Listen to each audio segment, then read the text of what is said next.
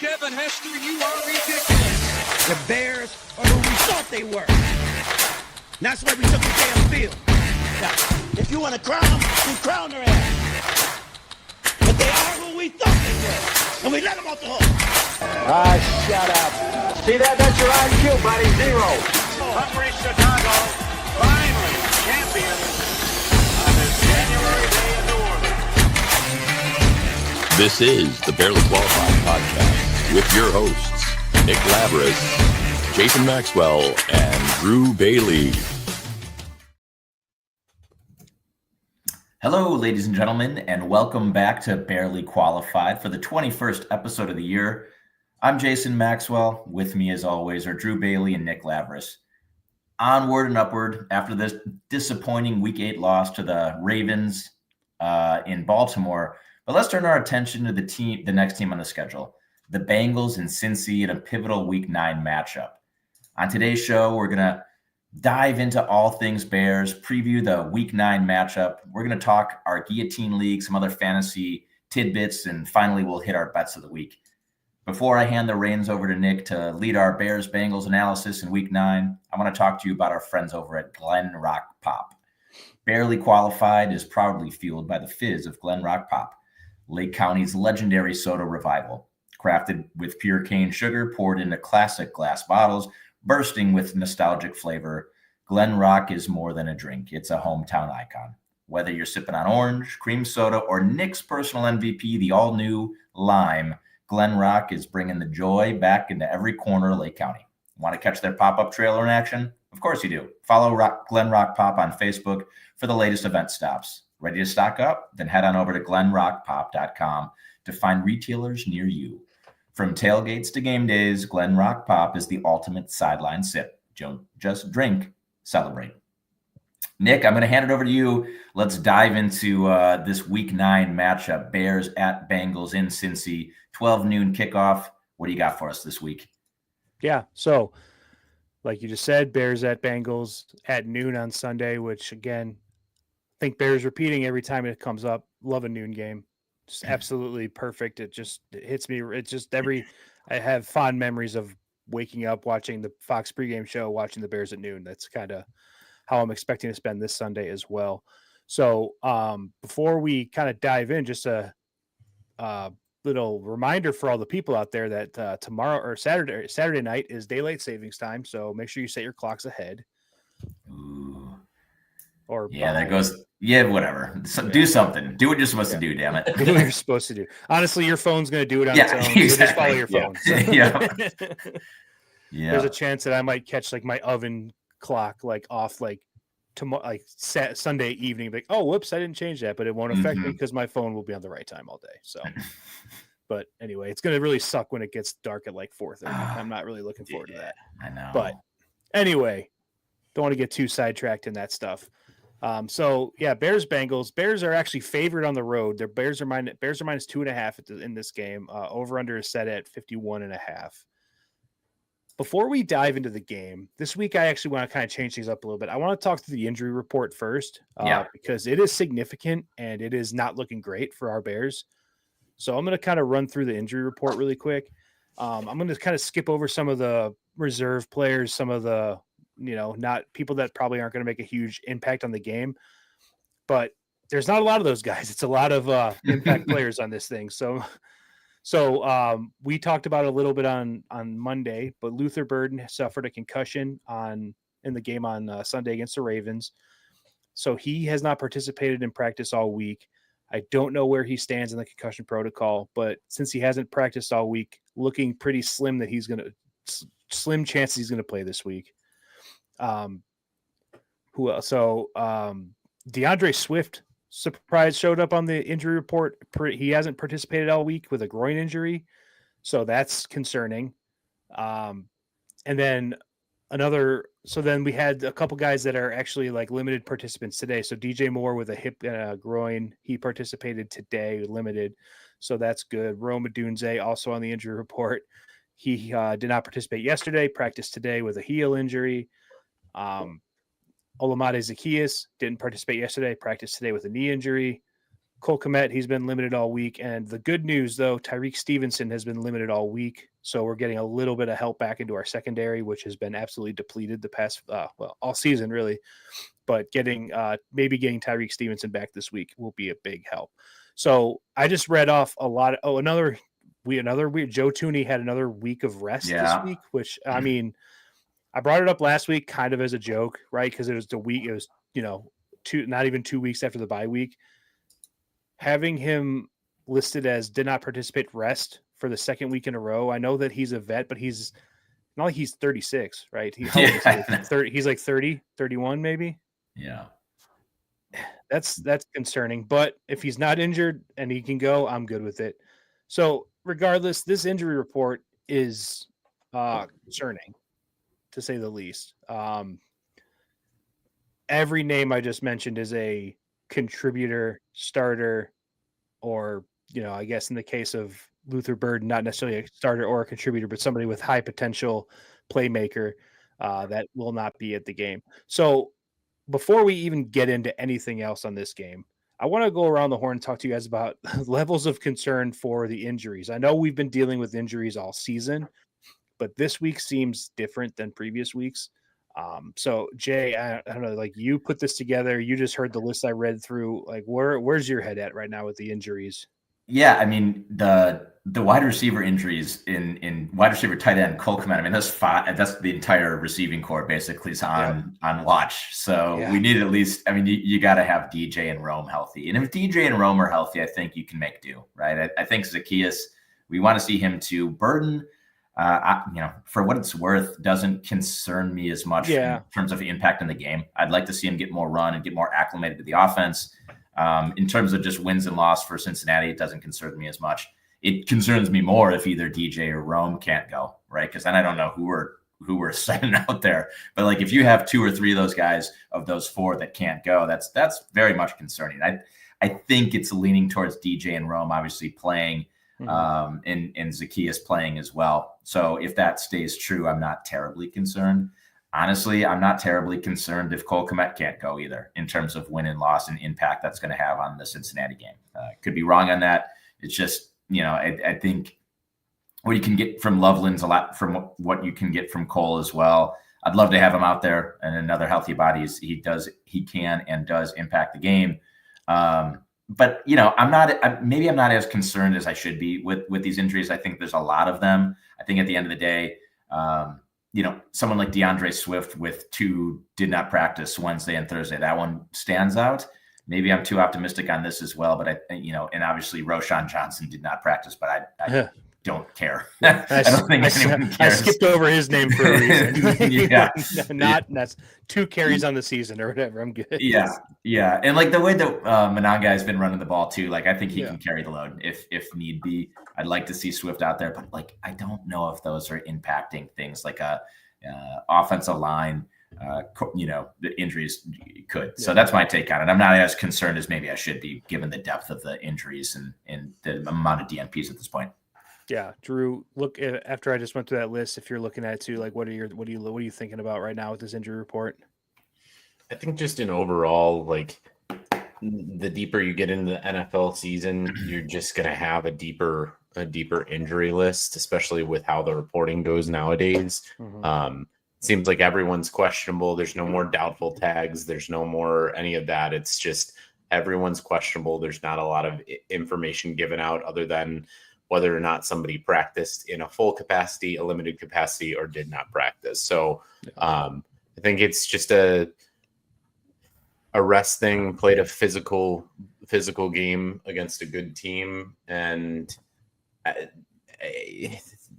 you'd feel like you'd hear more reports of specific things, lingering injuries or anything like that. I feel like almost all of these are not somewhat consistent week to week. Some of these guys, obviously DJ's been on there before. DeAndre's new. That's interesting. But yeah, I feel like it's just going to get deeper and deeper the more and more we play. And that's happening. I just did a quick shot around the league. Everybody's seemingly injured. And especially with the team that we're about to play. So I'm I'm not incredibly concerned that we're not going to be able to field the team, but yeah, some of the names that pop up here or there, just seeing that they're hurt always is a concerning thing. Yeah, I'll say that I agree with Jay for the most part that like these, and you too, Drew, that you got to imagine a lot of these guys are probably going to suit up on Sunday. I will say seeing DeAndre Swift as a DNP Wednesday and Thursday makes me a little concerned. Yeah. Kyle Monungai has proven that he can, hold his own in the NFL, but DeAndre Swift just has a certain playmaking ability that I don't know if the rookie has. DeAndre, we've criticized DeAndre Swift, and I think rightfully so, at points in the season where he isn't the most effective runner between the tackles. But I do think that when you get him in open field, he's a pretty dynamic player. So losing him, if that's the case, that will be a problem. But anyway, I want to talk through it because this is the longest it's been, and it's also the most actual offensive skill players I've seen on the injury report all season. So I wanted to talk through it really quick at the top, and I think that'll we'll probably touch on it a little bit more as we go through. But to go into this actual game, really quick, sorry, before you do. Yeah, I know we touched on the Joe Tooney really quickly. Do you think that he had a clause in his contract? Might have been. Past week 7, I don't practice. yeah, maybe. If that's what it takes, I'm good with it. It just seems weird. That's all. If he got that into his contract, terrific agent. Whoever his agent is. That dude needs a raise for I'm sure. gonna be in the hot tub watching something, Yeah. I'll play 18, then I'll be in the sauna. You guys can enjoy yourselves at practice. There's a lot of nice golf courses by Hallis Hall, so it's definitely possible. Yeah. Okay, so all right, Bears Bengals. I'm going to start off with, I think I like this question a lot that Jay wrote down, so I'm going to start off with it. Is this game a must-win? Do the Bears for their playoff chances? Are you guys, after that Ravens game, are you guys still letting your minds get to playoffs? And if so, is this a must-win for the playoffs? Jay, I'll let you start. You wrote this down. I'll let you start. Yeah, I do. I wrote that down because I do. I think the severity and the urgency of this game is pretty big. Now, we mentioned it after the Ravens game. When none of us had preseason, none of us had the Bears winning that game. And then you turn around and you look at the Ravens being, 1-6 or 1-5, whatever they were when we were playing them. And Tyler Huntley being the starter, it's if you could have gotten that one, you could have had some games that when you project out the rest of the season, you could kind of see the Bears having a chance at that 7th seed in the playoffs. So I do think it's a must win, especially when you look forward in the schedule. I think it's kind of obvious that the Bears aren't a great team. That NFC entire conference is pretty deep. I mean, go through the top and it's just riffing.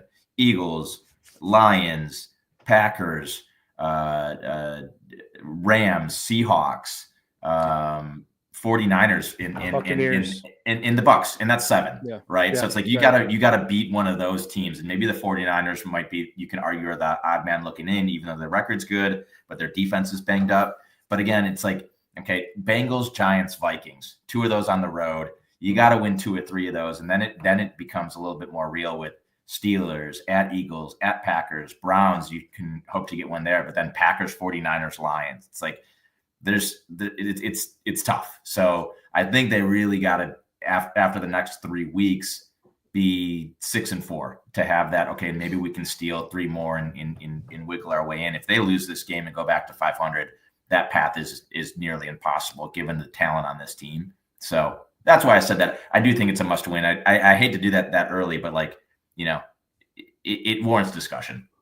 Honestly, the fact that we're having a must win for playoff chances in week 8, I feel week 9, we're in week 9 now. Yeah. Honestly feels kind of good. It's kind of sad, but it feels kind of good because granted, the Bears probably were in a must win situation at this point last year, but the ship had already started sinking, I think, at this point. So, and I think the writing was on the wall, but it just feels different this year. So anyway, Drew, what are your thoughts? Are you even letting yourself think playoffs at this point or what? What's going on?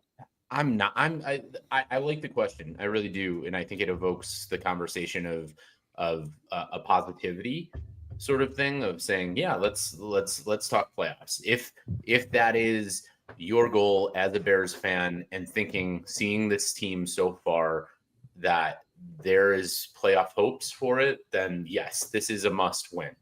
I'm tempering my expectations. Obviously, I'm not like, I want to stay positive about this Bears team. I want to see a win no matter what every week. But at the same time, I want to see a well-run, oiled machine of a team. If that results in a loss and not like a bad, heartbreaking, heart-wrenching loss, and we just got beat by the better team, then yeah, okay, I'm okay with that. Because again, the expectation, I hate coming back to this, 8.5 wins. Ben Johnson said it. He thinks 500 record is good for a first year, and also that was the line for the Bears. So like, yes, I want to win every week as a Chicago Bears fan. However, must wins right now for me are just not in my head, because I don't see this team, unfortunately. I'm sorry, guys, I don't see this team as like a playoff ready team right now. That's fair. Yeah, and honestly, Drew, I think I'm in complete agreement with you on this one. I will acknowledge it, Jay. If you are looking at the playoffs as like where you want to be, I mean, obviously you want to be there, but if that's the conversation you want to have, then yeah, this game absolutely is a must win, and you have to win this game to make the playoffs. I don't see a world where you lose this game and you make the playoffs. So. Yeah. If that's what you want, if that's a conversation we want to have, then yes, this is a must win. But I'm with you, Drew. I don't know if necessarily I'm letting myself get to playoffs yet. Bears were, 2 games over 500 for a week, kind of got humbled a little bit. I'm hoping, they win this game. You look at their schedule the next few weeks, right? We got the Bengals obviously this week. We got the Giants at home, going to Minnesota, and then we got the Steelers at home. Those are 4 winnable games. You come out of this stretch 3-1, you got your record up to to be like math 7-4. 7-4. If you're looking at 7-4 after the stretch, I think then I'm absolutely willing to have the playoff conversation. But I've just had my heart ripped out many times, and I'm not ready to put myself out there for this playoff game yet. But yeah, and also Drew, like you said, stay single for a couple of months more. Yeah, exactly. Right. Yeah. But Drew, also, like you said, I had a point. What was I going to say? Damn it. Sorry, man. No, I'm going to let you collect that. I want to be explicitly clear to the listeners out there that in no way is affecting my positivity as a Bears fan for this season, saying that like this isn't a must win or anything like that. Once again, want the Bears to win. I'm mainly saying this for one person out there who listens to the show consistently and it has had a negative mindset. His name is Mark Noth, and he consistently, whenever there's a loss out there, he loves to just get deep in a dark corner. We're staying positive. We are looking at this Bears season as a positive, no matter what, wins or losses, with all the personnel that we've brought in, and especially our coach. But like that in no way is me trying to say like I don't have positivity for this team to win, period. Yeah, and that's a great point. And I agree with you there too. I don't want to make it. I also don't want people to think I'm just like punting on the season. I'm very invested in the season, but I just don't want to get my hopes up. This is more of a emotional hedge on my part than anything else. But Drew, what I was going to say is that you made a good point about talking about how like in these next 4 games, or really the rest of the season, like wins are obviously like why you play the game, but just seeing the team kind of congeal into an actual team and put together like solid efforts and, clean up some of the penalty problems, sustain some drives, get in the end zone. Like that's the kind of stuff I really want to see out of this team. So that's really what I'm looking for. Obviously wins are very important as well, but that like you lose a 27-24 game where you don't commit a bunch of penalties. I'm not going to be like killing the Bears. I'm not going to be sitting in a dark corner like you just said. Our boy Mark is. Hello, darkness. Mark, turn the lights on, man. It's okay. It's football season. We're having fun. It's all right, man. Should have lied about the Derrick Henry 100, guys. Did he do it? Nope, I did not. I pussied out. Oh, we'd love to see it. So, okay. So going into this actual game, this is an interesting matchup for the Bears. I want to talk about the Bengals offense for a little bit because it's a really hard team to like kind of pull stats for, just because they've essentially been three teams this season. For the first two games of the season, the Bengals offense under Joe Burrow averaged 24 points a game. And then under Jake Browning, they averaged 6.5 points a game. And then the last four games under Flacco, they've averaged 28 points a game. So what that tells me is that the Bengals are good. Jake Browning is just really, really, really bad. Like atrociously bad. Again, I'm going to say those numbers again. Under Burrow for 2 games, 24 points a game. Under Flacco for the past 4 games, 28 points a game. Under Browning for 2 games, 6.5 points per game with no significant injuries outside of the Joe Burrow injury. All their star players were there minus their quarterback. So there's a 50% chance Joe Flacco doesn't play in this game. Although it's probably it's probably less than 50% now because he practiced today. Probably closer to like a 25% chance he doesn't play. God, it would be sick if we got a Jake Browning game. I would love a Jake Browning game. God, he's so bad. I was looking at the statistics to see what their turnover situation is.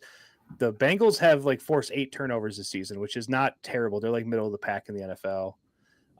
But they're -2 turnover differential almost exclusively because Jake Browning threw so many interceptions. He threw, I think, like 5 interceptions in 2 games. Bad. So it's just the team is really hard to look at because really look at just like statistics and see what they're at because they've been so up and down based on solely on their quarterback play almost. But anyway, so the Bengals, obviously, they do present a lot of issues to the Bears on offense. If Joe Flacco plays like it seems like he probably will, they have probably the best receiving core in the NFL, if not the best, like up there. But with T. Higgins and Jamar Chase, obviously Jamar Chase is one of the 2 or 3 best receivers in the NFL. They got Chase Brown, who's a pretty elite running back. So they have weapons on offense. Their offensive line is not great, but they have weapons. And then Joe Flacco, that guy can still sling it. I don't know how he does it out there at 40 years old, still slinging it around the yard, but he does, and he can. So looking at the Bengals, like especially the last like 2-3 weeks, their offense is like kind of it's getting like scary again with those guys with those weapons. And there's defense, like I said, depleted secondary, gave up 30 points to Tyler Huntley and the Ravens last week. What are you guys' thoughts about the Bears defense going into this week? Because I am not overly confident about that. Drew, where are you at with that?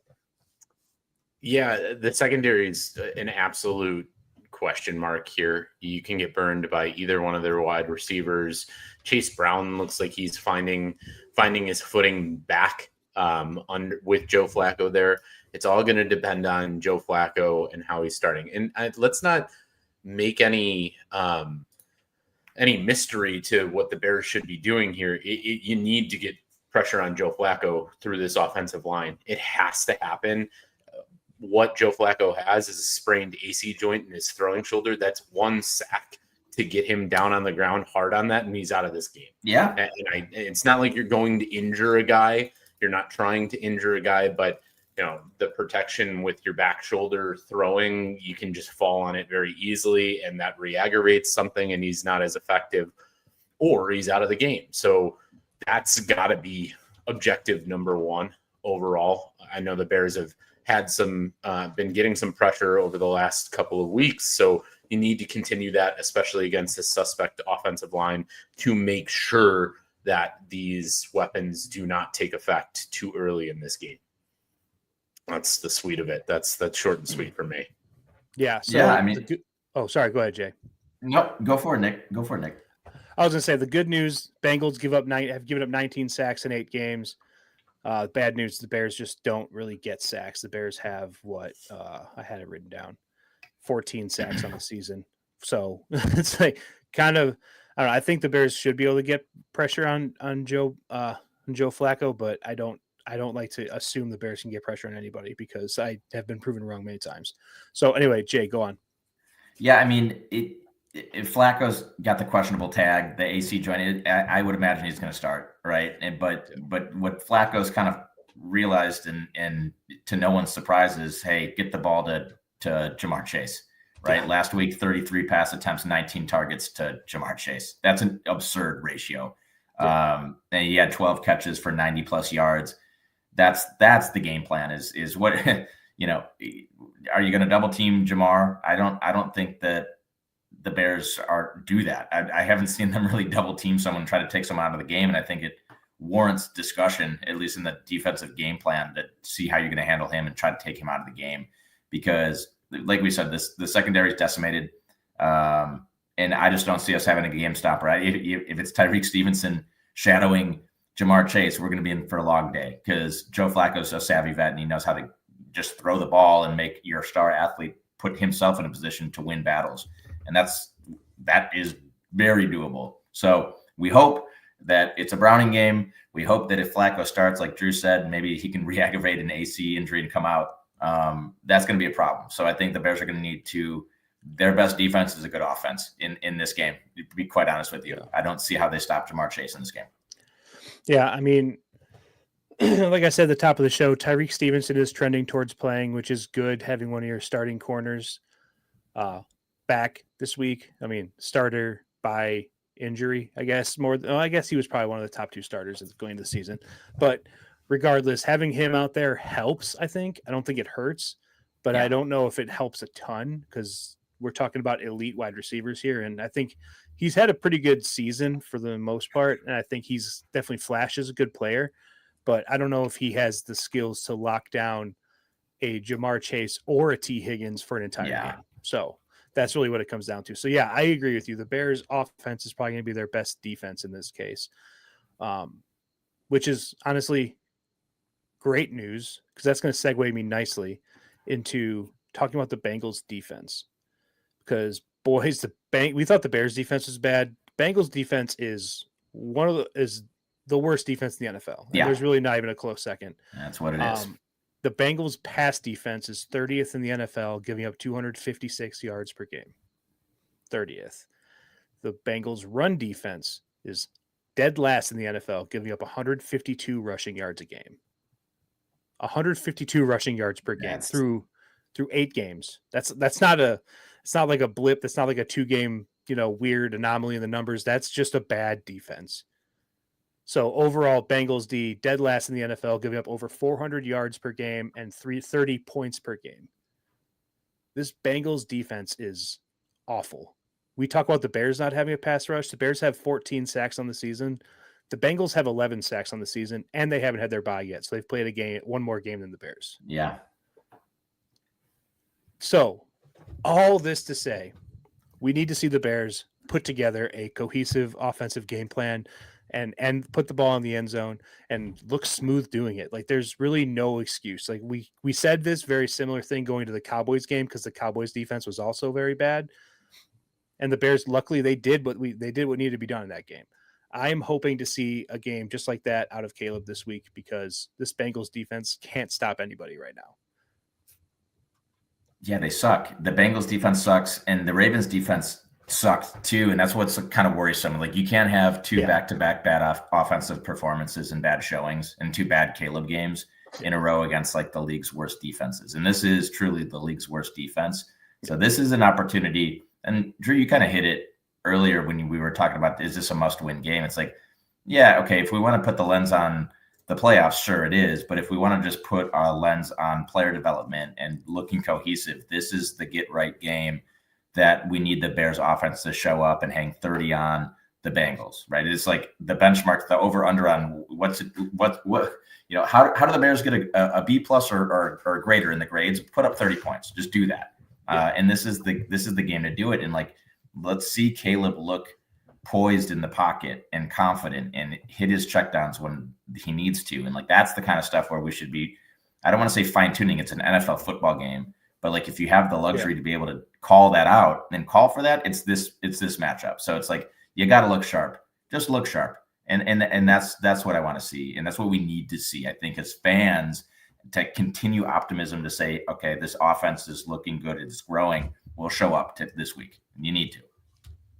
Yeah, I will say on top of that, too, another major positive for the Bears, we talked about how bad this defense is, but the only other really bad bad secondary that the Bears have played, they got after in the Dallas Cowboys. And I'm not saying that after watching the game last week and watching this game that's going on Thursday night that the Baltimore Ravens are a good defense, but they were much better than what had led on after the last couple of weeks for them, or the start to the season. So much better team, but yeah, the Bears getting after the Detroit secondary is exactly what they have to do against Cincinnati, is get after that secondary.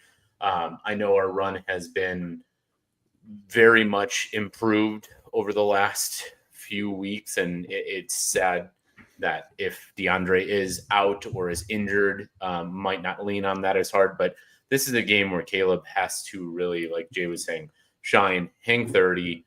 That gives you the serviceable tag in my mind of, yes, I approve this offense, and the rest of the way gives me optimistic attitudes towards what we can do against other better defenses. I'm Drew Bailey. I approve this offense. I'm Drew Bailey. I didn't bet Derrick Henry. I think Derrick Henry just hit 110. So that's he just hit 120. So damn it. Woo. Damn it. Yeah, I was sweating that one. Go, but why is he still in this game? He should not be in know. this game. But I'm happy just he keep is. riding him. Yeah. Just keep riding him. Just keep riding him. Feed the beast. Get him out of the game. Yeah, I was going to say bench him now. Bench him this. Yeah. We don't need a negative 12 rushing yards. Anyway, so I mean, one thing I wanted to, like, with DeAndre Swift being whether he plays or not, I mean, it seems like DNP 2 days, that seems unlikely to play, but he's a veteran. Maybe he's kind of getting a breather a little bit, as well as the injury. But either way, he's obviously dealing with something. Do you guys think this is going to be a heavy Monangai week? I mean, it's probably got to be, right? I don't know if he's necessarily going to be the starter, but do you think he's going to probably see the bulk of the carries this week?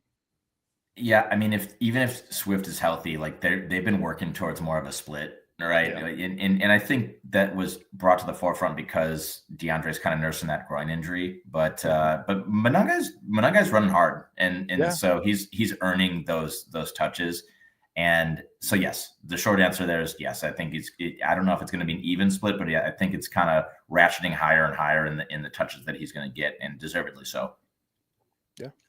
My question is, if DeAndre's out and Roshan's out, what's option number 2? I mean, DJ Travis Homer back yet? Travis Homer, probably good DJ back there. Get him some touches. Yeah, get DJ some Drew loves that when DJ gets carries. Oh yeah, sign your boy Cordell Patterson back to the squad. Ooh, yes, please. I'd take that. Mm-hmm. I really do think, and look, we're Bears fans. We have no reason to be cocky about anything ever. Like, we have had just a miserable existence for the most part as Bears fans, and we should never look at a game as like an easy win. That just like doesn't exist for us. And I'm not saying that this is going to be an easy win, but statistically speaking, this Bengals defense is one of the worst defenses the league's seen in quite some time. I mean, being like 30th against the pass, like being bottom 3 against the pass and the run, like that's really, really, really bad. So I honestly feel pretty confident with our offensive line and the health of our offensive line, by the way, knock on wood. Our offensive line is completely off the injury report with the exception of Joe Tooney's, rest week, spa day, whatever it was. It's funny, last week when he was on his, I don't want to go back to this too much, but last week when he said he had like rest and he was off for a day, I like Googled, like, does Joe Tooney have kids? Did he have like a parent teacher conference or something like that he wanted to go? No kids. He doesn't have any children, so he just needs some rest. But anyway, so with our offensive line being healthy and this defense being bad, like I honestly feel like you could put pretty much anybody back there. And I think they're going to have a moderate like degree of success. Yeah. Yeah, I mean, the Jets just hung up 39 on this defense. And like that, oddly enough, like scares me. I'm like, oh god, it's going to be that like, oh, the Jets did it, anyone can do it. The Bears put up like 16. Yeah, can't have that. Absolutely cannot have it. We're going to need to hit 24 points at minimum, like absolute bare minimum for this game. All right, cool. So one big news that that happened this week we didn't touch on, and I don't know how big of news it really is in the grand scheme of things, but we signed a player that has some name recognition in the middle of the season. That doesn't happen very often, I feel like. Usually the players that get signed middle of the season are people that were cut or they're signed off practice squads or whatever. I mean, I guess he kind of was cut. But regardless, CJ Gardner-Johnson, who is a player that I did not like very much for a long time, now he's on the Bears. I think I'm going to be a huge fan of his. Bears signed him. There you go. He's got to be one of those guys that, like, you hate him when he's on another team, but you like him when he's on your team, right? Like that shit talking, got some edge to him kind of guy. So anyway, Bears signed CJ Gardner-Johnson, who's a corner. He's probably gonna play a lot of nickel for the Bears. Does this I texted you guys when it happened, like, CJ Gardner-Johnson, does this mean anything? Like, does this do anything for you guys? I don't know. Like, do you think this is going to make a difference in the defense? It probably will, right? I mean, the defense is so depleted. It's got to. Like, Drew, did you have any thoughts on that and that roster move? More than just the name or anything like that, it's like, yeah, you're identifying a problem in season and trying to get a body to do it. A plus body and a recognizable body, albeit. So yes, I good move. Let's see if it fits. He's played under Dennis Allen before. So that's a reuniting. So that's a good thing. So we might recognize the defense. And again, need depth in the secondary because that is a big problem right now. So yeah, I'm all for it. As far as does CJ Gardner-Johnson have a ring? The Eagles. He was I think with it was the the Eagles Eagles, last year. Yeah. I think, yeah. But interesting that he got released this year. Even so, whatever. I'm fine with just getting bodies in the secondary. Bodies. Dude. Yeah. No, I mean, so I did some research, if you will, on CJ. And so, yeah, he had but he had a serviceable and good year last year. 6 picks last year, Super Bowl ring, all of that. He actually came up 2019 through 2021 with Dennis Allen in the Saints organization. So there's some familiarity there. The knock that I was seeing on CJ is like it wasn't that nobody likes him if you're playing against him. It's also nobody likes him if he's on your team too. Yeah. Which is the buzz, right? He got traded in the offseason to the Texans, got released after 3 games, got signed to the practice squad of the Ravens, got sent packing, got signed by another team, got sent packing. And a lot of that was because of just like divisiveness in the locker room and calling out teammates. So the negative spin on this, especially what I'm hearing from some of the Bears fans on Twitter, is like, hey, this guy could be a cancer in the locker room. And just to address that too, is like, he won't, right? Because if he is, then he's going to be cut, right? This is a guy that got signed to fill a hole. And if he's, Ben Johnson and Dennis Allen aren't going to stand for that. And there's no risk of, there's enough established leaders in the locker room that's like not an issue. So I'm cool with it. It's a recognizable name. And with Kyler Gordon on IR for the next couple of weeks, he's going to be, that's what Ben Johnson said. He's like, he's going to be slotted in at the nickel position. And that's where we need help. We need a playmaker, someone that can just show up and add some depth and actually potentially impact. And let's watch him. How does he do this week? If he sucks, he's going to be gone. Like there's a no downside signing in my opinion, Yeah. That's the way it is. When you get brought on middle of the season for a 1-year, $1.1 million contract in the NFL, that means 0 strikes. Exactly. First strike, you're out situation. Yep. So if he does that shit, he's gone. If he gets burned a bunch and looks like he's never played football before, he's probably gone. Yep. So again, if that happens, it happens. It very well could happen. This Bengals receiving core is very good, but I think again, there's very little downside to this because if he's going to go out there and get burned, odds are the 7th corner on our roster that we had prior to this week would have probably gotten burned on the same thing. So like, it's not like he's taking the job of somebody who's capable. All of our capable corners are like sitting with like an ice pack or recovering from surgery right now because they are all very, very injured. Yep. So yeah, this is disgusting though, guys. I just had to look at this because we're talking character issues and everything. He's been in the league since 2019, and he's been on 7 teams now. Yeah, but to be fair, half those I know. teams came this season. So That's true. Yes, 3 of those would come this season, but you're looking at Saints in 19 to 21, Eagles in 22, Lions in 23, Eagles in 24, and then the 3 teams this year.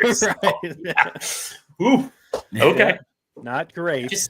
But you're with it. Hopefully, we talk about this with people getting right and getting with teams. You're with a familiar core in Dennis Allen. We've said it 3 times now. So like, hopefully maybe Dennis Allen can resonate towards that and say like, yo, dude, you got to get right here. It's nowhere else. That's it. This is almost like last strike. That's it. So if you don't and you can't, then you're out of the NFL. Welcome to the AFL or XFL. Yeah. Is this or is this not the XFL? This is. Yes, it is. Do I or do I not have a pulse? Yes, I do. Let's play some football. It's greatest. So another thing too is like, okay, the Bears aren't signing this guy to be a premier starter. Looking to him, he's going to be a nickel corner, which is an important position. But if it wasn't for injuries, he would not be on the Bears team right now. So there's no downside.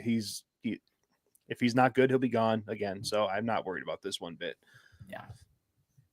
Bodies, like Drew said. So spot on. Yeah.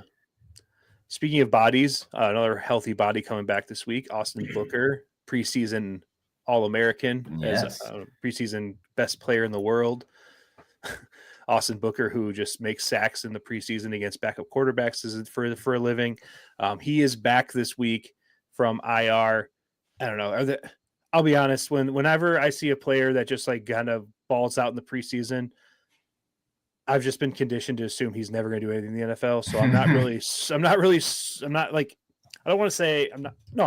expecting anything out of him.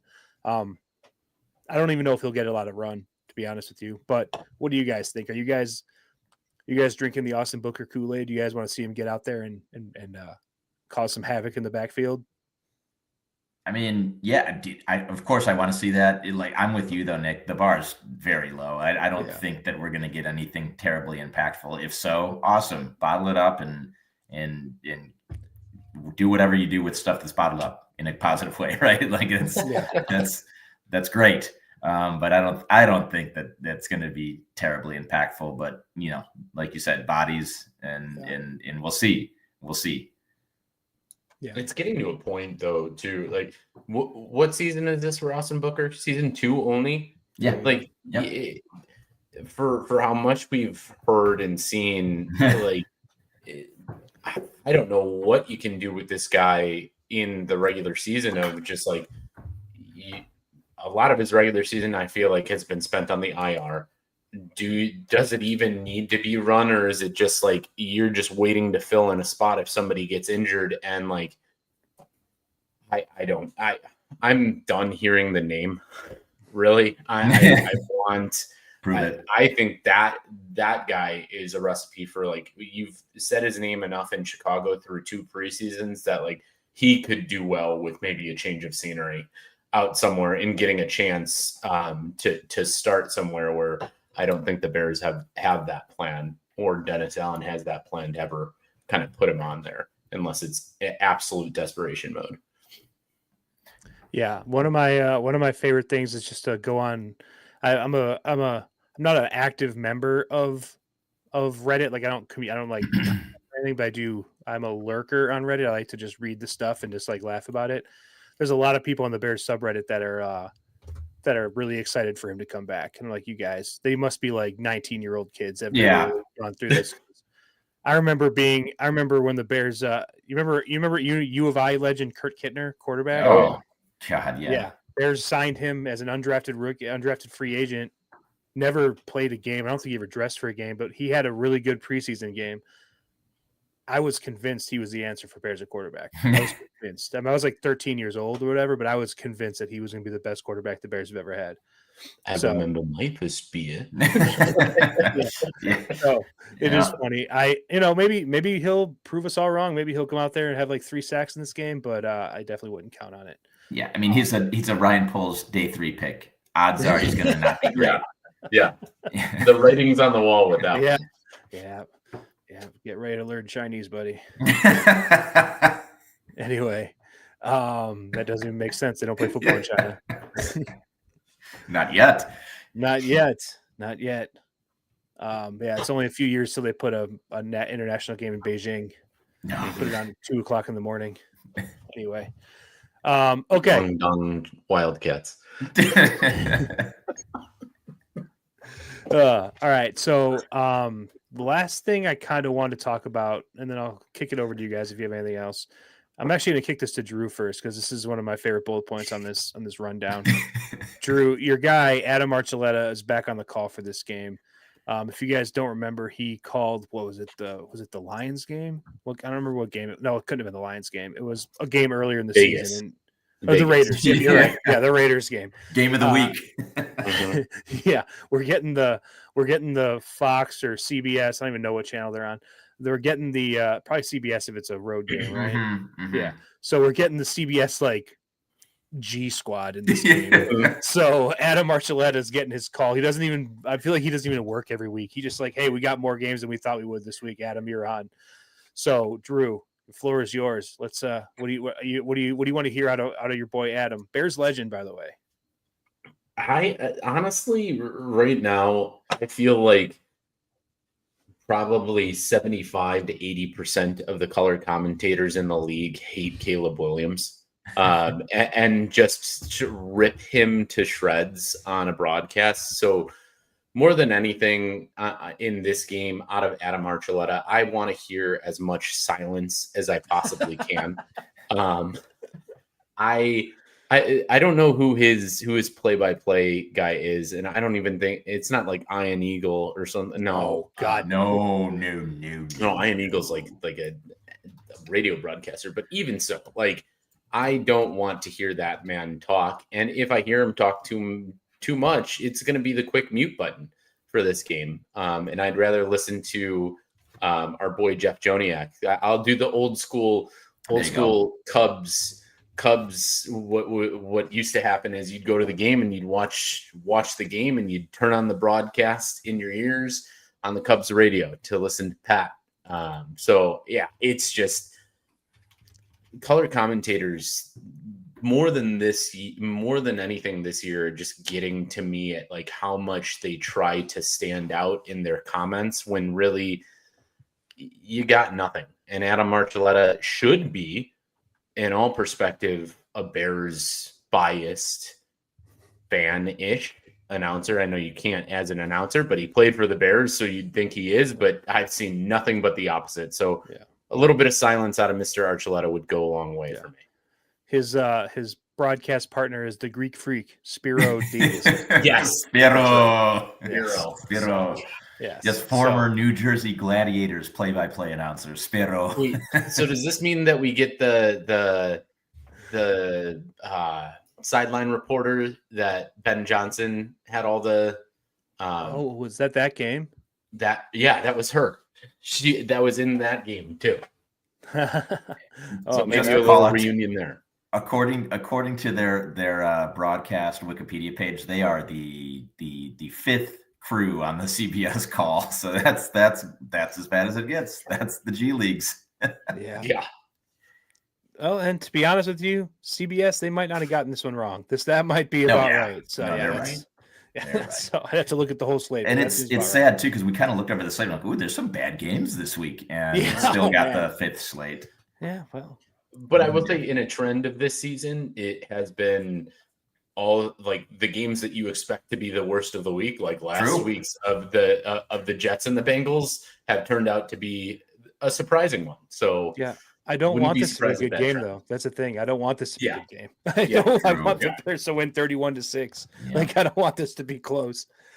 But yeah, I don't know. I mean, we're not going to hold the Bengals offense to 6 points, especially if Joe Flacco plays. I mean, if we get a Jake Browning game, that's very much in play. Oh, yeah. Sure.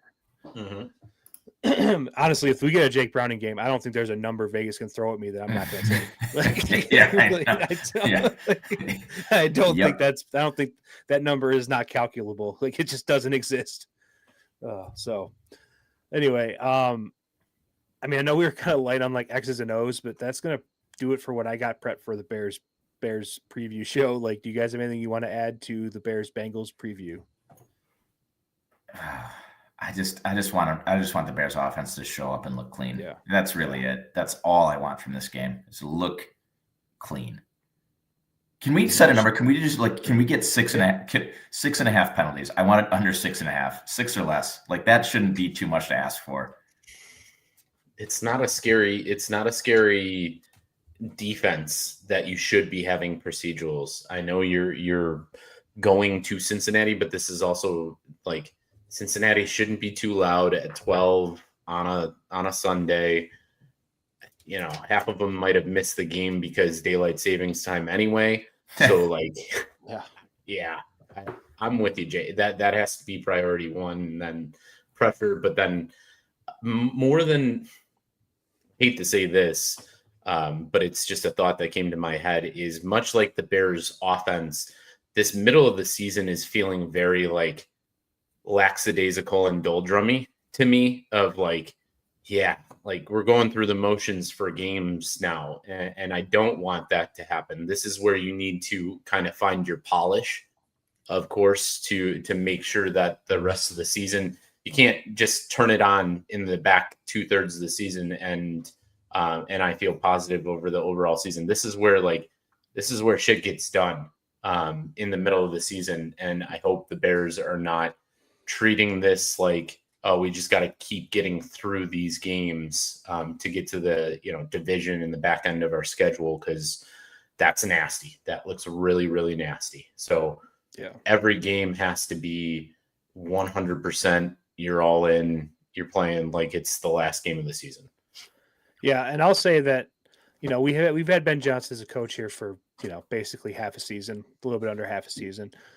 The last time he went to the podium after a game and kind of called out the team was after the Lions game, when he said we don't have the practice habits of a championship team. And then the Bears came back and reeled off 4 straight wins. Right. So Ben Johnson called out the team publicly after the game against the Ravens last week, basically saying the effort wasn't there. They didn't bring it the way they should have. Based on how they responded to that last time, and how I feel like Ben Johnson is an intense, focused, like fiery dude, I really think that they're going to kind of bring their A game. I don't think that anyone is taking anything off. And if they do take this game off, then maybe this isn't a team worth watching the rest of the season. Because guess what? This Chicago Bears team, they're not good enough to take anybody lightly. Right. They are absolutely not. Yep. If you go into Cincinnati and you expect to win that game and expect them to lay down for you, you're going to lose, and you're going to lose embarrassingly. And that's just going to be the way it is. Some teams can do that sometimes, where they go in and they just win by showing up. You're not one of those teams. You need to show up. You need to play hard every single play. Nothing's going to be given to this team. There's not enough skill. They haven't shown it yet. So they can't do that. Hell yeah, man. That was perfectly said. Brother. Yeah, perfectly said. Yeah. So, okay. Well, I think that's going to do it for Bears Bengals preview. So Drew, let me kick it back over to you. I'm going to let Jay go. Hell yeah, dude. Let's kick it back into the fantasy and gambling corner, the den, the circle of trust and tears and sadness. But I'll let you know who the gambling corners brought to us by this week. So, hey, BQ Army, are you looking for your next great place to enjoy a Bears game with great food, drinks, and people? Well, look no further than Chuck's Southern Comfort Buffet on Cass, just off of 55th in Darien. Chuck's has great food and drink specials for every day of the week, and for Bears games especially. You can find a link to those and their menu in our descriptions and bios on our socials. $3 PBRs and $5 Yingling pints and more for their Sunday specials. With a wide open layout for bar patrons, including slots for you gambling addicts, seated dinner guests, and even private event spaces, Chuck's has everything that you need for your next outing. So get on down there and tell them that the BQ boys sent you, and maybe we'll even see you there for a Bears game or two this year. So let's start it off. Let's get back in the Guillotine League. I know on Monday night's show, we were watching that with great anticipation. All three of us were kind of near the bottom and could have been chopped, and we survived by the skin of our teeth. Thank you, Rashi Rice. To me, Tyler was the one that got KO'd and cut and guillotined. Off with your head, Tyler. It was fun. Hopefully you had a great time playing. We're 8 down, 10 to go. Okay. From 18 down to 10, everyone now that has a roster has viable fantasy options and good players on their team. That's kind of highlighted by the fact that the team that right now is on the chopping block is projected for over 100 points. Okay. So we're getting real. Let's just kind of vent through our feelings. That was honestly part of kind of the most fun week I've had in a long time in fantasy sports. And not even just saying that because we run this league. That was exhilarating. I love the Guillotine League. How were you feeling on Monday night? Yeah, it was good. I mean, I had a pretty bad fantasy week in general last week. So coming into Monday, I was fully expecting to get chopped from the Guillotine League just to kind of cap it off. So it was kind of thrilling to have that happen. I mean, Terry McLaurin, who has been one of the most frustrating fantasy players to own this season, where he held out until the last second, and then he's had a hamstring or a quad injury or whatever soft tissue injury he's had, missed most of the games, plays a game, misses 2 games. So he's been a very difficult person to have on your team, but he did come up big for me on Monday night, which I appreciate. So it was, seeing McLaurin get that last catch where he really barely held his, got his knee down in bounds, that really sealed it for me. And it was thrilling. So it's fun to see stuff like that happen. This is kind of what I expect a lot of the Monday nights to be moving forward in the Guillotine. It's just please don't get chopped. Yeah, that's it. All glory, no glory. Actually, that's the thing. It's you survive, and it's oof, that anxiety still sticks with you from week to week. To be the one who's going home, and then you're just out of the damn league. It's all or nothing. Drew, I wanted to get into the fab spending this week because our boy Balls Deep, and I cannot. Who is Balls? And sorry for not knowing that, but I was looking on the league and I couldn't find a name associated with it. He's another fantasy buddy of mine, Tom. He runs another fantasy league that I'm in. Awesome. Well, Tom killed it on free agency this week. He got Gibbs for 502. He was spending some good money. He got Olave for 50. My cousin Duncan got Kincaid for 37. But I think the overall theme was players didn't go for that much money. And Jalen Hurts and Omarion Hampton went for $0. Those were just free agent pickups.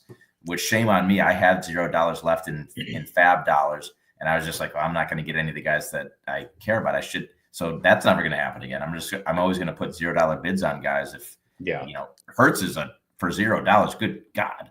And Hampton as a stash when he comes back, and that could be game changing stuff. So I think that's what's interesting about as we're getting deeper. And I don't know if you guys kind of felt the same way, but I think with less money being in the pot and everybody collectively having less and less money, we're seeing that players are going to go for less and less dollar amounts as people get a little bit more frugal with their spending. So shame on me for blowing through my entire budget right away because I just wanted to kind of, but this is kind of the strategy. I think this is what you kind of realize by doing this for the first time. So I don't know, Nick, did you have any takeaways from the free agent kind of? Yeah, absolutely. I think it's been, obviously this is my first year doing guillotine, as I would imagine most people, if not all of us, first time doing a guillotine. Yeah. So kind of learning as we go. And what I have found is that I put myself in a kind of a weird spot where I've never spent a lot of money on I've spent some money on some players, like a couple hundred here or there, but I don't have one guy that I spent $500 on or whatever. Yeah. And I'm kind of finding that I put myself in kind of this no man's land right now where I have $265, something like that in the fob left. And it's enough to be competitive for some of the mid-tier players. But right now, as the money currently stands, not enough to be I put everything on Gibbs and I was the 5th highest bid on him. So, right. And then I thought I was going to be sneaky and put only $17 on Tyrone Tracy. And, he went for 25. So it's that's kind of more standard fob stuff. So I do think that in the future, well, I mean, I needed the players I picked up. So who knows? It's interesting to kind of, hopefully I can hold on till next week when there will be one less person to outbid me for players and I'll be able to get somebody because I am in need of reinforcements pretty bad. Sure. Well, yeah, I mean, and you look at the free agency market right now. That's still out there. I mean, there are serviceable starters that are being dropped. You've got Jacoby Myers, who more than likely will probably get a waiver put on him.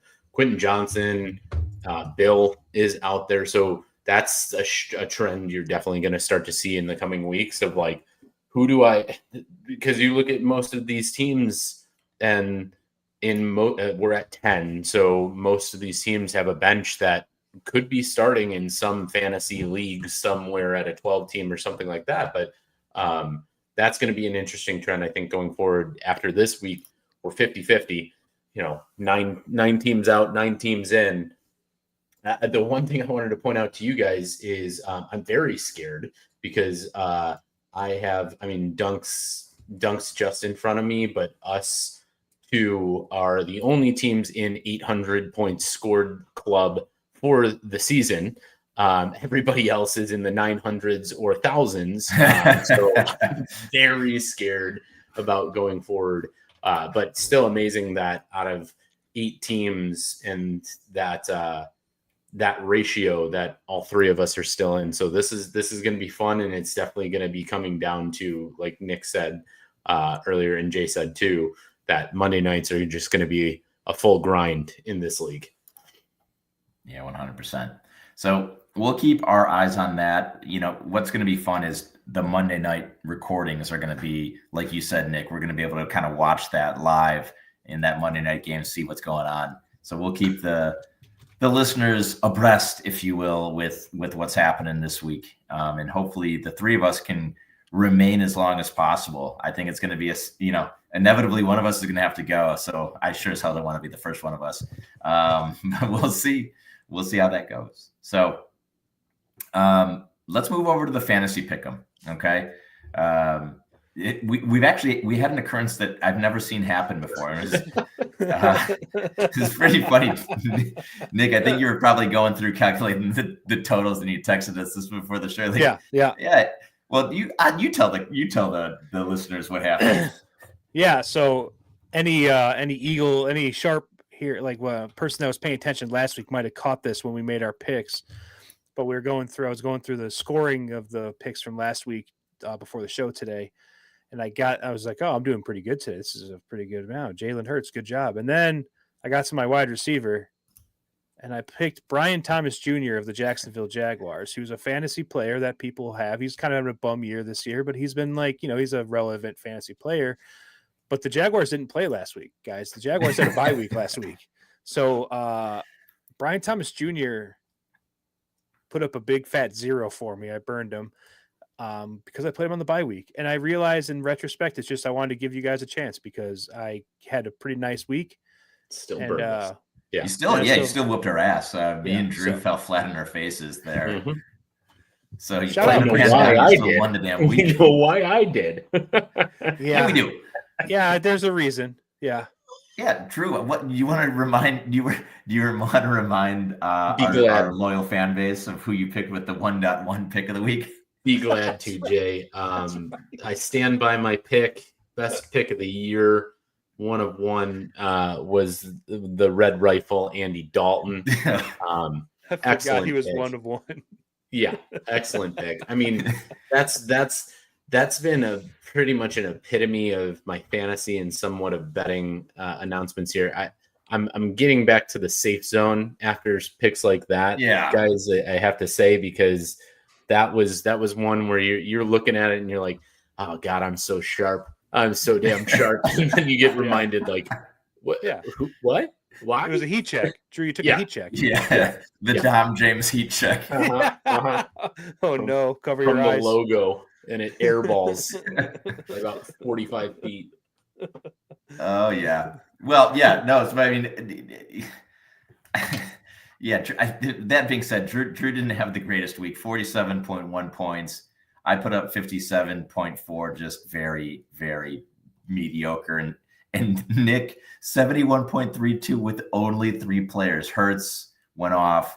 Breece Hall was the pick of the week. Shout out Breece Hall. Yeah, and DeAndre Swift put up a respectable number as well. So the season totals right now, again, don't forget, listeners, that I willingly sacrificed a week just to give a competitive, edge and level the playing field. But Drew's coming in at 437.99. Second place is Drew, myself, and dead last 385 is what I was going to say, 385.04 points, and Nick's setting the pace here at 460.2. So let's get into week 9.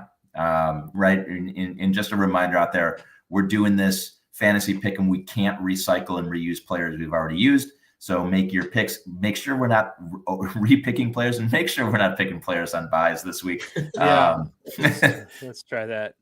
But Nick, you're going to start us off. I'm going to come in second. Drew, you're going to wrap us around. We'll snake through it. Nick, why don't you lead us off? Week 9. Okay. So I'm going to take. We've said his name already in this show. I think he's going to get a big workload this game. I'm taking the Bears' Kyle Monangai as my running back. Whoa, nice. I think he's going to get a lot of work. I think DeAndre Swift has some injuries, so even if he's active, I still think he's going to. I still think Monangai is going to get a pretty fair run in this game. So I'm gonna roll the dice and go with Kyle Monangai. Dude, I love it. I love it. I love the optimism there. I think that even if, like you said, even if Swift plays, he's still going to get some run on a carvable defense. Mm-hmm. And I think, that was one of the bets that I had as I was kind of going through this too. I like the Monangai touchdown bet for this week too. So I like the pick. Thank you. Absolutely. I will go next. I am going to take my guy, my dynasty guy. He helped me in the Guillotine League last week. He's convicted of crimes. And that's the spice. That's the spice I'm looking for. So Rashee Rice, come on down. You're the next contestant on my team. Let's keep up the good work there, bud. 1.2. True. What's wrong, man? What's going on? Yeah. Oh, man. You can't miss on Rashee Rice right now. They do seem to be just absolutely forcing that man the ball when he's and they're going to need to put up a lot of points this week. So I love that pick. So I think it's good. It's like game of the week, right? We'll get into that later, but Bills, Chiefs, let's go. Yeah. I'm going to pick, you guys have both picked this man, and he looks like the predominant one wide receiver for this year so far. Sunday night slate, a secondary that gives up a good amount of passing yards and receiving yards. So I'm going to take Jackson Smith and Jigba. Last person to pick him this week or this year, and he's scored 14.3 and 23.3 for you guys. So I'm hoping Sam Darnold just keeps feeding him the ball, and thus we're going to stack him on top and throw Sam. Wait, hold on. Let me just do a double check. Don't want to be the first person that does that. Sam Darnold, come on down. You're the next contestant on my fantasy team that will probably flop, but that's where I'll twist it around and kick it back to you, Jay. Cool. No, I mean, I like that. I had Darnold listed. I already burned through Smith and Jigba, but that dude's been dynamite. I mean, you can see why DK Metcalf's no longer on that team. I mean, he's the superior wide receiver by a long shot, right? We might be looking back in a couple of years and saying that, he's the best receiver in the NFL. He's so good. Mm-hmm. Yep. Okay, cool. So I'm going to take a running back here, and I'm going to go with Vidal. Kamani Vidal on the Chargers to get some more run before Hampton comes back and kind of burn through him. But he's got a plus matchup. It's against Tennessee. It's the Chargers running game. I know that offensive line's beat up, but and Vidal's not a great runner. I say that in watching him, he's just a guy, and it's a matchup play, and someone's got to eat and run the ball, and so that's the play. That's the play. I like the matchup. I don't like the running back himself, but sometimes you got to do that. Yeah. I had him written down as my second running back off the board. So I love that pick. Also, Drew, I didn't have a chance to say this, but Sam Darnold is definitely a quarterback that I was considering this week. So I think we're all playing the board pretty nicely so far. Mm-hmm. Mm-hmm. So with that, I'm going to take a wide receiver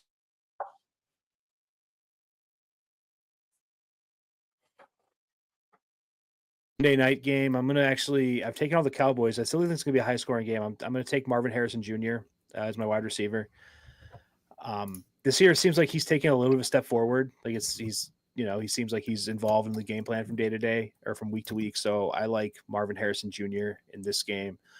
Cowboys defense, like, give me any chance to bet against a Flus defense, I'm going to take it. So Marvin Harrison Jr. and then I'm going to pair that with Kyler just because, again, Flus defense bad. So Kyler Murray going to carve him up on Monday night. Ooh, get the Monday night wash to feast into those fantasy points. Yeah, I mean, going up against the Cowboys, not enough said, right? That's smart. Yeah. That's smart. I'm going to fill in my flex spot here, and I'm going to go with Amon-Ra St. Brown. They're playing at home against the Vikings. And I love the Lions at home. I love the Lions at home. So I'm not going to overthink it. I'm going to put a big boy in there and go with Amon-Ra. Yeah. Like it. All right. I'll fill out last two. Running back in a pretty nice matchup this week, 305 slate. Against a Pooh team and a Pooh offense with a new quarterback coming in. So I'm going to take Kyron Williams as my running back going against New Orleans. Dude's a touchdown machine, so got to get right there. And then very questionable, but it's going to be something that I have to pick him at some point this year. Hasn't played in the last 3 games and is coming off a bye, but I'm taking Brock Bowers in my flex. Okay. To hopefully, maybe catch fire. Maybe he got a little bit healthy and did practice fully. So this is like a last chance of the season for Brock Bowers for me. So got to use him because he is a top tight end, and we rarely pick tight ends here. So I'm slating him in there. Yeah, not gonna stack him with Geno Smith. I see. No. I would like to see Andy Dalton, Geno Smith back to back. Yes. Good God. I am gonna stack. Picked him week 1, guys. Picked him week 1. Yeah, you did. He put up 16 points. It wasn't awful. I think that's probably it's probably his best game of the season. I was gonna say probably. It's gotta be. Wasn't negative. I am going to stack here. I'm going to stack Jared Goff with Amon-Ra St. Brown. I love me some Lions firepower. So that's that. Yeah, I like that too. And so for my last pick, I'm going to go with my flex, and I'm actually going to stay in that same game. I'm going to go to the opposite side of the field, though. I don't think the Vikings are going to be live in this game, but I do think that the Lions secondary has some issues, especially if the Vikings, I assume, are going to be losing a lot of the game and going to be throwing a lot. So I'm not going to go the way you think. I'm actually going to take Jordan Addison here as my flex. Crafty picks this week. Yeah, I dig it. So we'll get that totaled up. I got a little lead here, so I got a little leeway here. I feel so I can kind of get a little cute with it. I think this week. Yeah, no, that's good. Well, we'll tally the scores and report back. Hopefully, we get some higher numbers next week, and we're gonna move on to the dogs are hungry, guys. What the fuck is going on? We are not doing great. We went 0 for 3 last week in dogs. We're if we do that back to back, we're gonna have to scrap the section. I think I'm 2 and 5. Back. Have we? I think someone's grabbing win last the previous week. But. Okay. Yeah. I'm 2 and 5 in this section. You guys are both 3 and 5. We need some W's. We need to find them immediately. So I took the Bears plus 6.5, and I was thrilled with that, especially when Tyler Huntley came. I was like, that's a lock. It wasn't. Steelers plus 3. That was not. That one obviously didn't hit. And then Titans plus 14.5. Yeah. Sometimes you play the number. Okay. Sometimes the number plays you. Bummer. So let's start fresh. Let's start the path to redemption. Drew, who you got this week? Gosh, I'm. You look at the board too, and it's just disgusting. I think we'll touch on this in the 3-man weave. And I think more than really quick, just segueing here, like I think more than anything, like dogs this year have not been as predominant as we might have thought. There have been some, big upsets or great games or anything like that, but it just has a feeling of like, yeah, there's that competitiveness in the league, but I don't think like dogs have been coming out really, really hot, or we're just awful at picking them. But I have to go with the 1 of 1. I'm not getting cute anymore. 1 of 1 pick that I have, and it's the Bills at home against the Chiefs. I know they're hot. I know that it's always a game that's going to be played close, and you give me the Bills at home getting points against anyone in this league, I'm going to take the Bills. And that's all I have to say about that. It's going to be a great game. It's going to be a great matchup. It's America's Game of the Week at the 325 slate, but you give me Josh Allen and the points at home for sure against any team in this league. Yeah. Awesome. I think the Bills kind of own this matchup in the regular season. Yeah. I don't know what the stats are, but the last like 5 years, 6 years, whatever, I think they kind of own that. Also, I don't want to go on too much of a tangent now, but why is this game not prime time? This needs to be a prime time game. It's a It's Sunday night insane. game. Be a flex. Like, what are we Needs to be a doing? I flex. mean, Seahawks, Commanders, fine. Cardinals, Cowboys, like this game should be a primetime game. What are we doing? Yeah, it really does need to be a Sunday nighter for sure. Bills plus 1.5, but by the way, so yep, they are a dog. I dig that one. I mean, that's up until 3:00, depending on what happens. I don't know which way I'm going to go on that one, but I mean, Bills at home plus 1.5. You got to love it. So, Nick, how about you? Who's your dog of the week? All right. So there weren't a lot of dogs on the board that I liked this week, but this one really spoke to me. So I think I'm going to stick with this. When I looked at this line, I thought the line was going to be closer to like 3.5, 4.5. When I saw Cardinals were or the Cowboys were minus 2.5, I kind of jumped at it because I don't like the Cowboys. I don't know why. I think the Cardinals might win this game outright, but 2.5 points. It's in Dallas, and the Cowboys are only 2.5 point favorites, so that says something to me. So I'm going to take the Cardinals plus 2.5 against the Cowboys on Monday night. Cool. And Cardinals are home for that, right? No, it's in Dallas. Oh, it's in Dallas. Okay. That's why the line is just kind of like I thought it would be higher.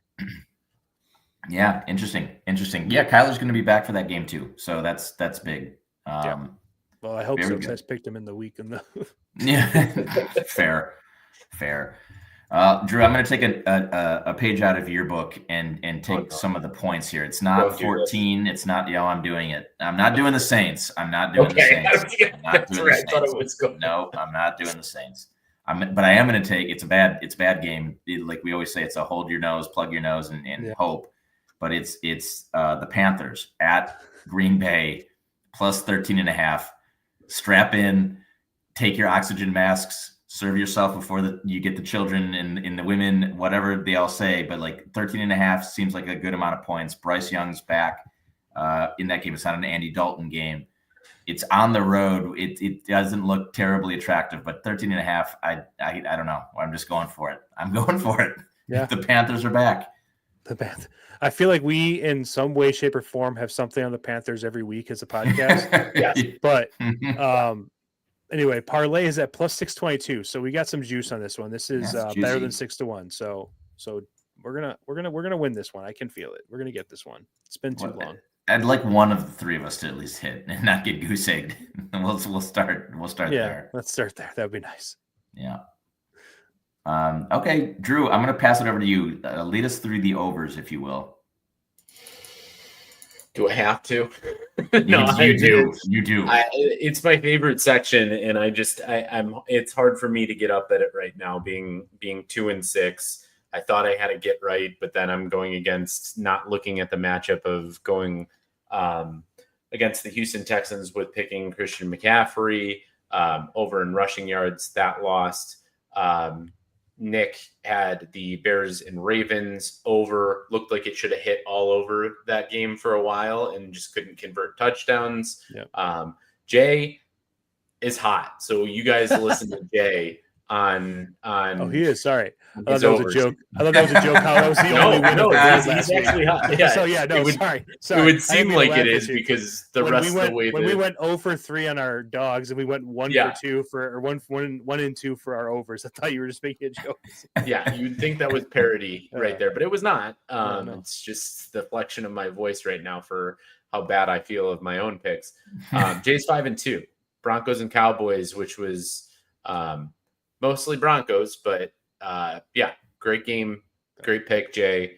Thus, I'm going to let you lead it off with your over the week this week. Okay. I like a lot. I like Seattle at Washington, 47.5.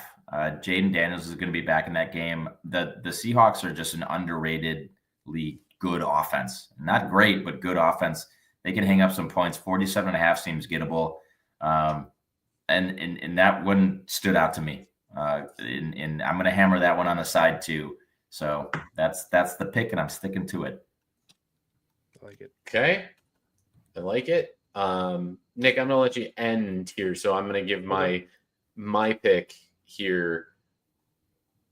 I got to go back to a well that I've dipped in plenty of times, has paid off for me in the past. And in the past years, the betting cycle has been go to this because that is what is profitable. I'm just going to provide a really quick stat here to support my decision rather than just throw something out for you guys. This has hit in 2 of 3 times for this team at home so far this year. And it has hit in, 5 of 7 games outright for their season. I'm going with the Detroit Lions team total over 29.5. So get me to 30 Detroit Lions. They're playing at home. That's where they feel most comfortable. I know it's against the Vikings, and the Vikings have a good defense, but they somewhat dominate this matchup too, and have over the last couple of seasons, and can hang points on a Brian Flores defense. So give me the Detroit Lions over team total 29.5. Drew, I had that. That was my second one. I love it. Yeah. All right, what do you got, Nick? So it always seems like a risk when you do this, but I am going to take the lowest number on the board. I'm taking the Broncos at Texans. I know these are 2 very good defenses, but when I see this, when I picture this game, I picture it like 24-21. So I'm taking the Broncos at Texans. The number is 39.5. That seems very gettable to me. The Broncos are kind of catching their stride right now. And I think the Texans, looks like Nico Collins cleared the concussion protocol today, so he's going to play. So I do think that this game there's some legs to this. So I do think that there's a good, 39.5 is very low. These are 2 decent teams. So I think that should hit. Yeah, Nick, Patrick Surtain's out as well. Right? Yeah, the right. best corner in the league. So Correct. That helps. Yeah. Christian Kirk back, Nico Collins back, and God, we were talking about it, how the Houston offense can look anemic, but the last couple of weeks, there's been flashes where CJ Stroud's looked pretty good, and last week he looked very good. So yeah, I could see it.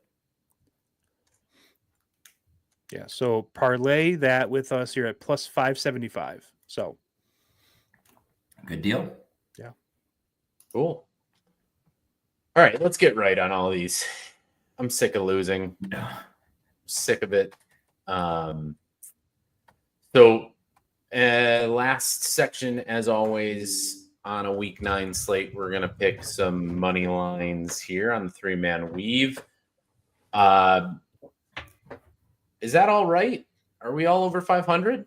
Is that updated? No, didn't update that. Didn't have the stomach to do it after me and Nick both went 1-6 last week. So did not update the overalls. Well, Sorry we're all about floating around 500. But this week seems a little more palatable with some higher lines and some stinky games, so should be easier to pick. So let's go through it. Let's look at some of the closest money line matchups we have here, or the closest line matchups. First game, we've got Indy hot. I think that's so far in the first almost half of the season. I feel like that's the team. That's the team so far this year. In Indiana Jones and Daniel Jones. So goes into Pittsburgh. Pittsburgh seemingly needs a win after a couple of tight losses. But Indy's favored by 3. And I'm going to kick it over to Nick first. Who you got in this game? Yeah, I'm starting to think the Steelers aren't very good. Most expensive defense in the NFL is that they've spent a lot of money on veteran players in their defense, and it's not really showing. I keep waiting for the Colts to kind of revert back to like a mediocre team, and they keep not. So I'm going to keep taking the Colts until they do. So take the Colts in this game. Yeah. All right. How about you, Jay? You thinking the same? Oh man, I'm gonna do the thing where I just do it's the Steelers home dogs, Mike Tomlin. Yeah, I know I know we're doing money lines, but I for whatever reason I have a feeling it's got to be pumpkin watch on Daniel Jones, and he's got to have a bad game at some point, and so it's going to be on the road in Pittsburgh. Give me the Steelers. Yeah, although it's a favorite for Indy, it just feels like a closer game. I fall on both sides of you guys with this one, but I'm just right now going to go with what looks like the more sound offense, and Jonathan Taylor just looks absolutely like the number one back overall, and could run all over that Steelers defense this weekend. So I'm going with Indy. We'll see. Should be a good game though. Ultimately, I think it's a pretty good game there.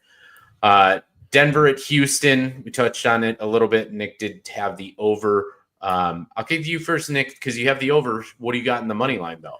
I like Denver in this game. I think Denver is just a better team than Houston. I think their offense just has more going for it than Houston's does. Houston, with Nico Collins coming back, that's a good thing for him. But I do think that Denver, like last week against the Cowboys, just really clicked. And I know the Cowboys are bad, but still they hung like 40 points on them. So I just like Denver. I think that they're going the right direction right now. Yeah.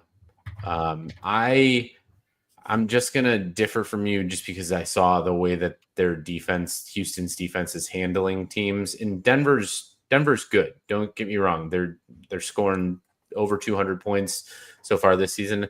Feels like Houston is a different place to play for some reason. It's a dome. It shouldn't be anything too trying. And CJ Stroud is definitely a bad quarterback.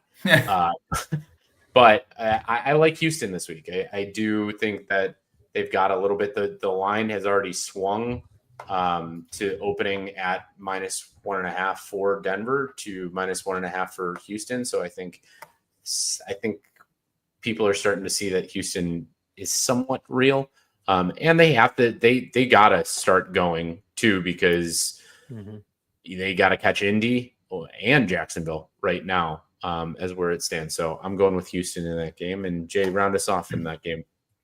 So I thought the line was interesting. I was surprised to see Houston favored by 1.5. I'm with Nick. I like the Broncos. I think that the Houston offensive line is not great, borderline bad, and the Broncos have the most sacks in the league by like a long shot. They have 36 sacks this year.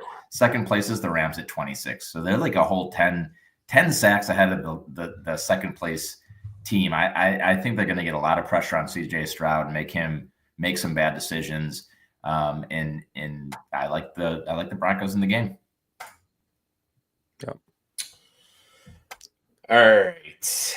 Next game we got San Francisco going to New York. Darty party. Give me a darty party. It's a early slate. It's the recipe that I always like to pick against. It's a West Coast team going to an East Coast team on a noon slate. So I know Scatterboo got injured. It seems like the line is reflecting of it should be a close game, and Giants are 2-1 at home. So Give me the Giants, and I just like Jackson Dart. I just want to say Darty Party every time I possibly can. So that's where I'm going. Jay, what do you got?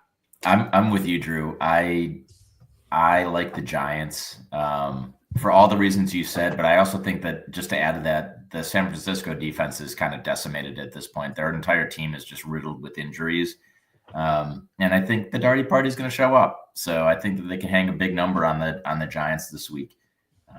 I was honestly, I contemplated picking them as my dog of the week, plus 2.5. Didn't. Oops, I took the Panthers, but give me the Giants. Oops. We got a consensus, Nick? We do have a consensus. I typically don't put a lot of stock into the West Coast to East Coast thing, but when you are playing, when you add that plus, Mac Jones has been really bad lately. I just don't see a way the 49ers win this game, short of Christian McCaffrey just running for 400 yards. Yeah. So I don't think the Giants are great, but I also think the 49ers, and I think the 49ers are fine when they're healthy, but they just will never get healthy ever. They're just not. They're just a backup team. Like they're just literally like a second string team. They don't have any starters. So I'm taking the Giants. Have you guys seen, not to digress too much, but have you guys seen some of those memes of like the next pick for the 2026 draft for the San Francisco Giants is like Dr. James Andrews, or orthopedic surgeon. Yeah. And just everyone goes wild. That'd be good. They could use them. All right. 4 more games through here. Game that I'm just going to go quick because I know where I'm picking because I picked them as my dog. It's KC, it's Buffalo, game of the week. Wish it was in prime time, but it is the 3:25 slate. So give me Buffalo. Give me Buffalo at home against anybody when they're getting points, but ultimately just give me Buffalo at home. And Nick, what do you got? I also have Buffalo. I think they, like I said when you made that pick, I think Buffalo has a really good record against them in the regular season since like the Mahomes, Josh Allen, since they've been the quarterbacks of their respective teams. So I like Buffalo in this game. If this was a playoff game, I'd be picking Kansas City, but I do like Buffalo in this regular season matchup between the two. Jay? I'm going to go against the grain. I'm going to take the Chiefs. I really do think that they're kind of hitting their stride, although truly a toss-up, but maybe it's just because I want to go against the grain. I'm going to just put my money on the Chiefs here. Yeah, it's one of those probably it'd be a good bet to say that that's going to come down to the last possession of the game somewhere. Whether that's points either way, it's just that's the way that these two teams play each other in the regular season and in the playoffs mostly. But all right, Jaden Daniels probable in this one. The Sunday night matchup, we've got Washington, we've got Seattle. Jay, where are you going in this one? I like Seattle. Even though it's at Washington. I know that's kind of the West Coast, East Coast travel thing in prime time, but I like the Seattle team a lot. I think there's going to be a decent amount of points scored here.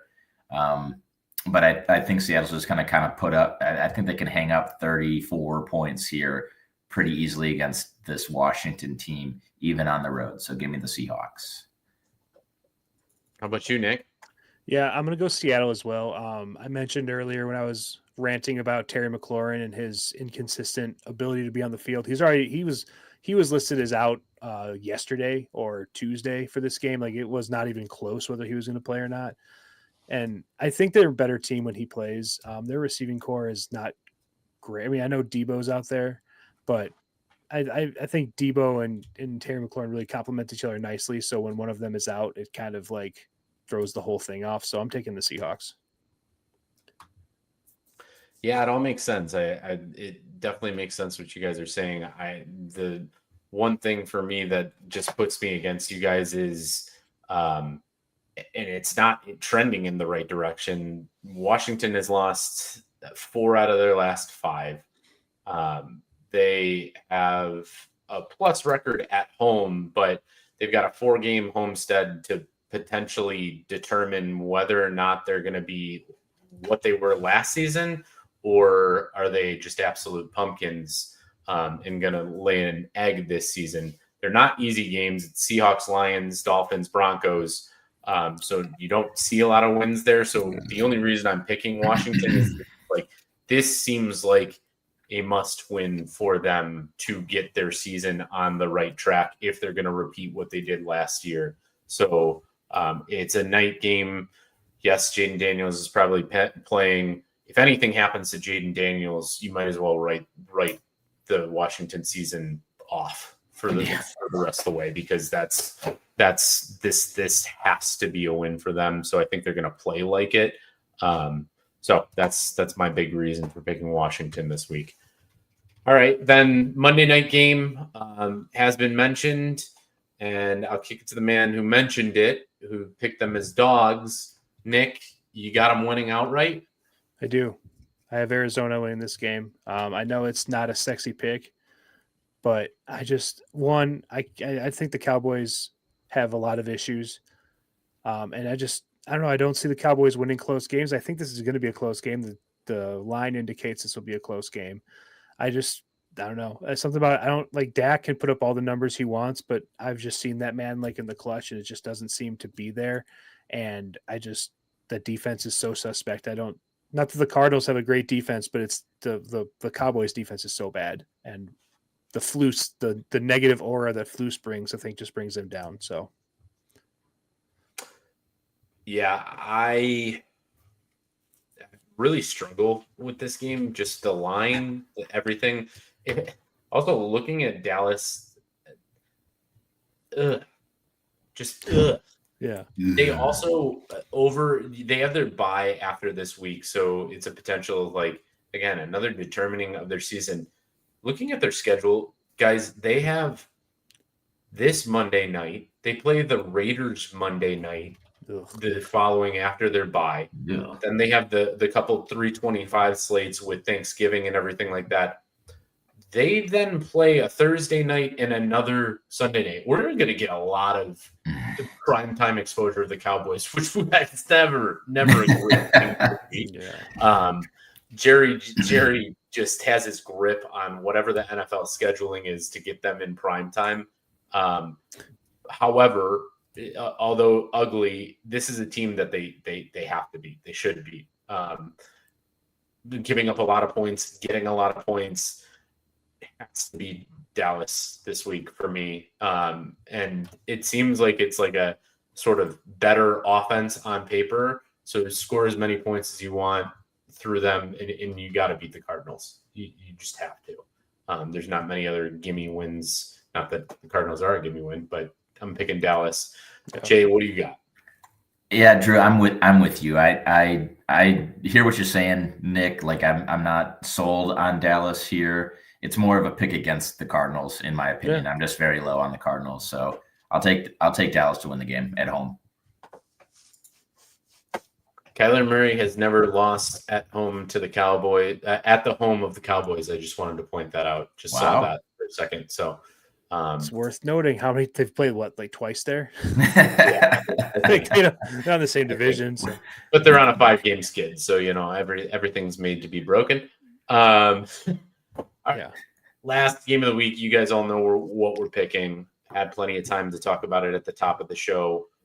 Take as much time as you want through your section, but we're talking the Bears. We're talking Cincinnati. Bears are favored at Cincinnati by 2.5 right now. Over is a definite in play for sure in this. It's also 51.5. I'm going to kick it to Jay first. Jay, what do you got? Where are you going? Talk to me a little.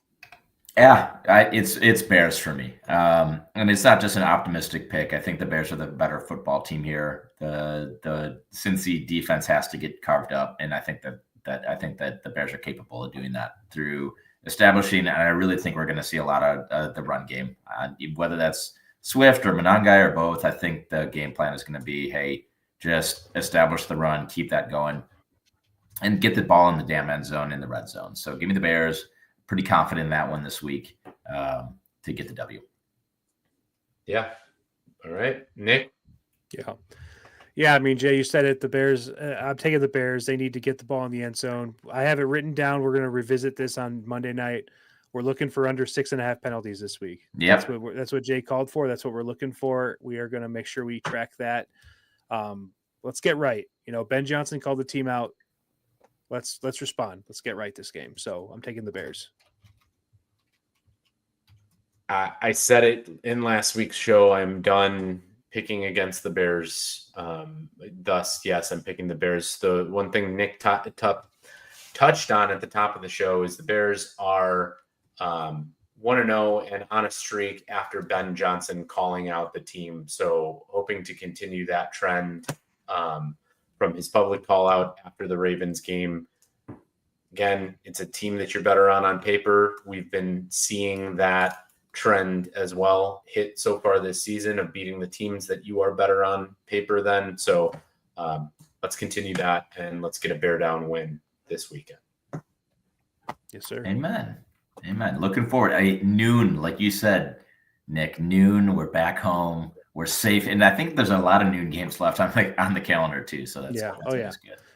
Yeah, I mean, honestly, the one thing that's nice about the Chiefs-Bills game being at 3:25 is you can watch the Bears game, you can watch that game, you can watch the two. Like, it's just like kind of sets up nicely. A lot of times the 3:00 window on Sunday is just like the Cardinals have a game, like the Chargers are playing somebody, and the 49ers, like those games are shitty and like they're not close. But like you get to watch a Bears game, lock it on that. You get to watch the Bills Chiefs game and then just the primetime games. It's actually a pretty sweet viewing weekend. Doesn't really matter what else is on. I'll have Red Zone on my laptop or something. Amen. All right, guys. Well, let's get into the closing thoughts, round up the show properly. Drew, let's start with you on the closing thoughts this week. Going to be simple on this one. The Packers are rolling out their god-awful uniforms this week. Oh, no. And they are rolling out the 1923 Leatherhead uniforms. I'm done with the ugly throwbacks. We're in the 21st century. Stop that. Get rid of them. They have so many ugly ass jerseys that I've seen the Packers. So like Packers fail jerseys, like get them out of here. I don't want to see the leather neck jerseys ever again. I really would like the Bears to maybe bring back the orange crushes. Oh, I hate the oranges. I know you hate them, Nick. I know you're very, very bad on them, but down on them. But I would like the Bears to come up with a cooler jersey. I love seeing.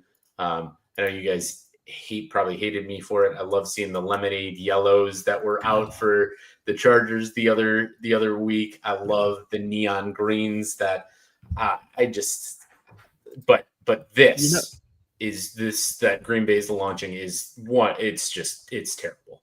You know what Bears throwbacks that I like are the ones that are exactly like these Packers uniforms, but just like the navy helmet, like the ones that are like all navy with the orange letters. Like those are the good Bears throwbacks. That's fine. That's basic. This is like we're trying to be retro, cool, right? Burn it. As one of my favorite quotes of all time. Burn it.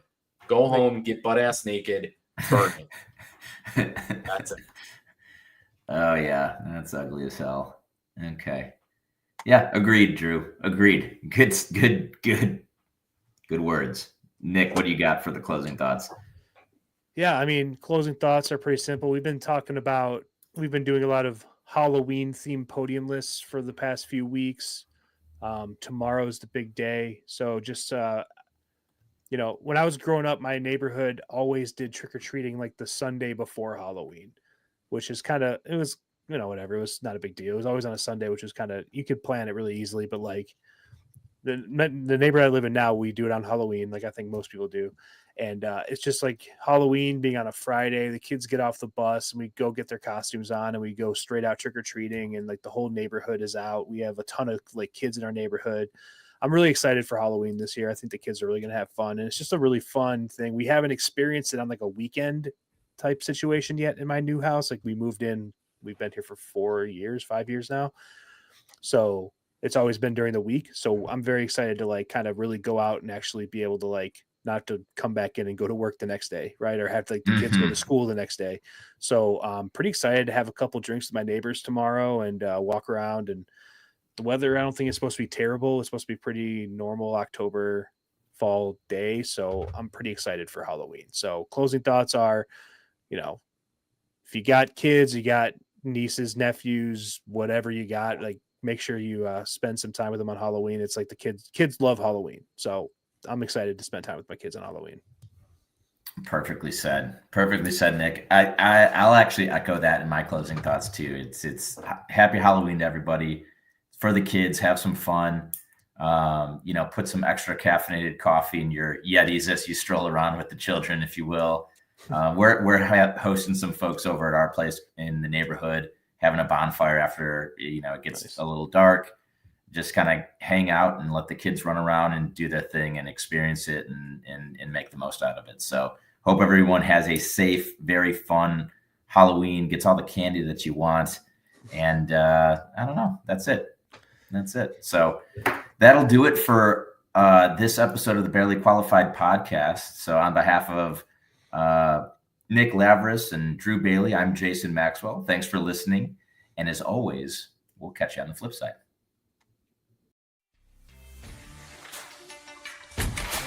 Thank you for listening to the Barely Qualified podcast. Like, comment, subscribe for more on a bi-weekly basis.